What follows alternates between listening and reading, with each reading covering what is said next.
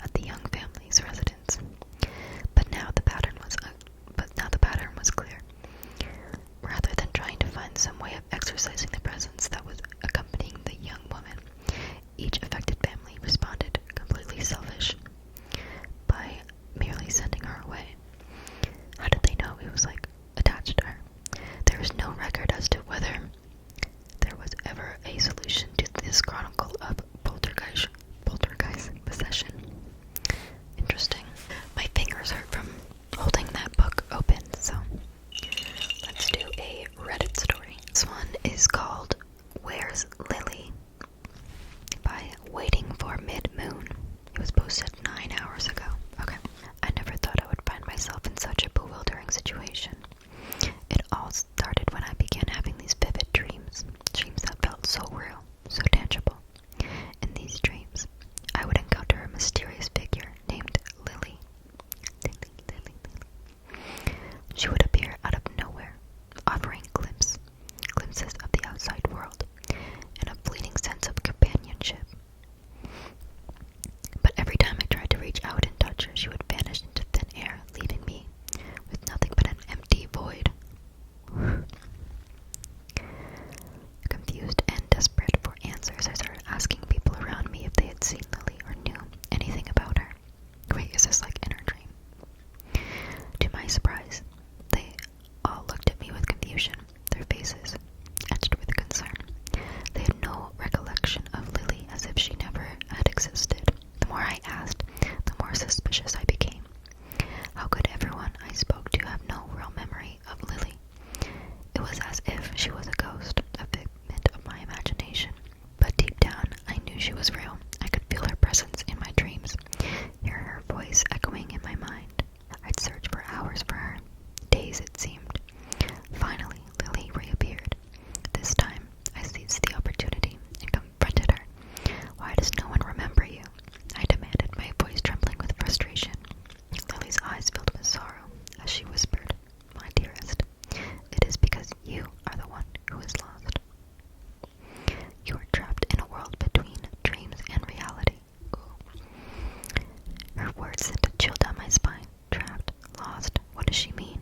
I can't comprehend what she was saying. Before I could ask anything more, Lily vanished once again, leaving me alone in perpetual darkness. Determined to find the truth, I continued my quest for answers. I asked the people around me again, hoping that this time they would remember Lily, that somehow anyone would acknowledge her existence. But to my dismay, they looked at me with confusion, as if I was speaking a language they couldn't understand. The more I pressed, the more their confusion grew.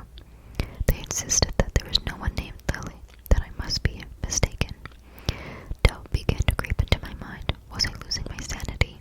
Was Lily just a figment of my imagination? Deep down, I knew the truth. I felt the truth. I knew that Lily was real, that she held the key to unraveling this perplexing mystery.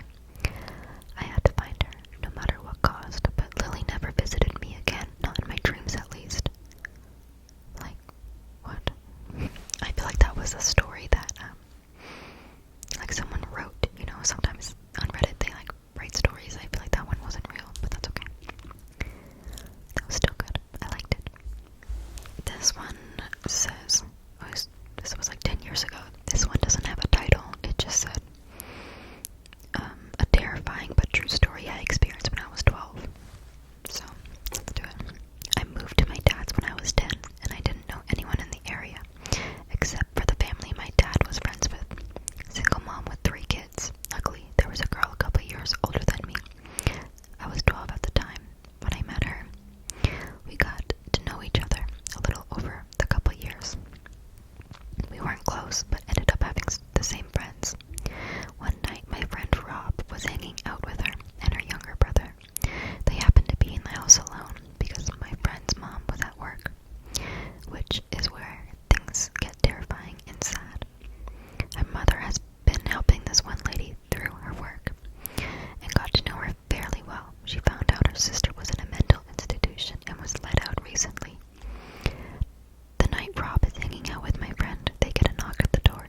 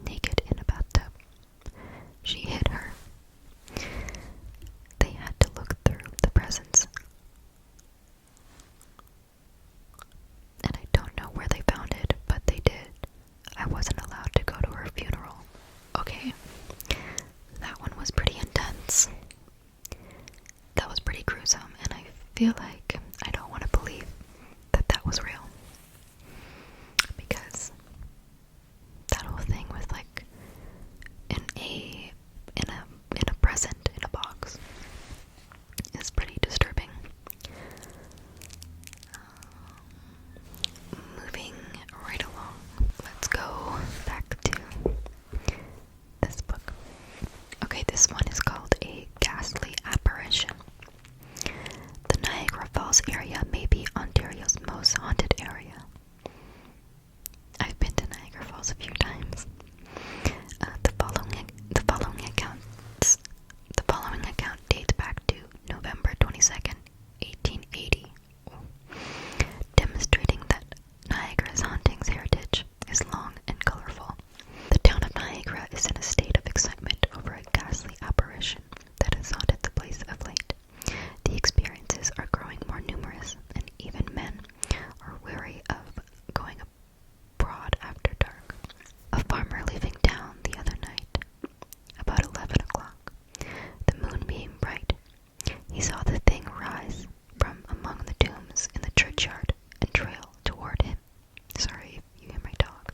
It had the semblance of a woman with long white garments and fair hair, apparently floating or else with far more than average length of limb. I hate that when things are like tall. The tall man from Haunting of Hill House. That one really freaked me out. I love that. I love that show so much. Okay, sorry. The farmer closed his eyes and turning his horse drove back into town with a furious gallop, his animals seeming to share the fright. He never looked around until safely in the heart of the town.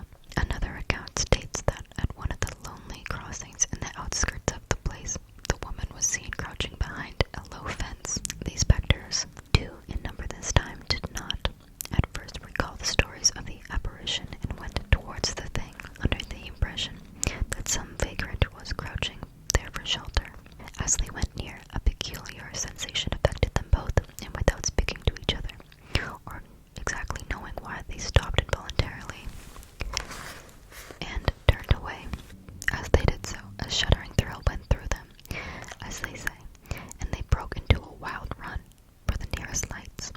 Other tales have contradictory points, but all agree that the apparition was the form of a woman and possesses a strange floating motion.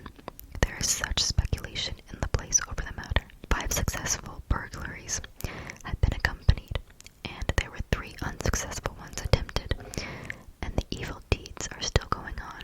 It is possible that the burglaries have been committed by the ghost, although there is nothing to show this positively. This one's a short one, so this one is called Sisters Stayed On. Making a commercial recording would be a nerve-wracking experience anywhere, but during the 1970s, in a particular recording studio in Toronto, the process could have been even more stress-inducing. The place was haunted. That's it. No, I'm kidding. When well-known composer Ben McPeak bought the old house on Hazelton, he had no idea that it was haunted. By the time the place was renovated in 1982, he and his sons and many of their clients had seen the apparition of an old woman. Research into the background of the haunted house revealed that 2 sisters had lived together in a 3-story building. While waiting for their husbands to return from the war, at least one of the women continued her patient vigil long after death, for she was frequently seen wandering both the second floor and the attic of the house. People who saw her reported that the specter often stopped at a window, perhaps checking to see if her beloved might be walking towards the house. That's so sad. A woman who worked at the recording studio once refused to enter the empty building until some of her co-workers arrived, because as she approached the house, she spotted the image of a woman in the attic window. Occasionally, the ghost could also be something of nuisance, rearranging articles about the house, making her voice heard, even when her image couldn't be seen. One night, the occupants were driven from the house when an unseen presence began knocking recording albums off the shelves, making scratching sounds at the door to the room they were in. Ooh, that's freaky. When they opened the door to see who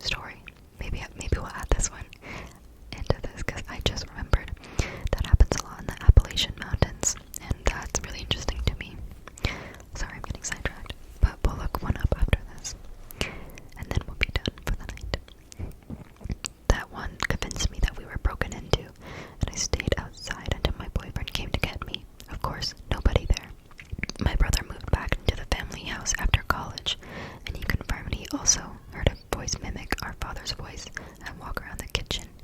He didn't offer this info. I had to pull it out of him over dinner, years later. We independently experienced this, and I didn't know it. In college, I saw a girl standing over my roommate's bed in the middle of the night. I woke up the next day and was like, hey, who was that? Roomie was like, oh, hell no. She and I still talk about it today. We were on a sorority hall at the time, so I dismissed it initially. It only hit me later that I didn't recognize her or see her legs. The other weirdest thing in college was someone kept getting into bed next to me. Never touched me, but the mattress went down with their weight. This one spooked me. Oh, that one, I really liked that one. Okay, this one is called Growing Up in the Appalachian Mountains. It was posted 2 years ago. I could give you a million times as a kid and young adult I felt scared or paranoid playing in the woods. It's a beautiful place, and I spent my entire childhood getting lost, not literally, out there by myself with my friends. As kids, we never got too far out because you could actually see the progression of us venturing further and further as we got older because of forts and carvings we would leave. This one particular time, like 1,000 times before, my friend and I had just graduated high school. It was our last summer of freedom, and we spent the entire summer camping and hiking out there.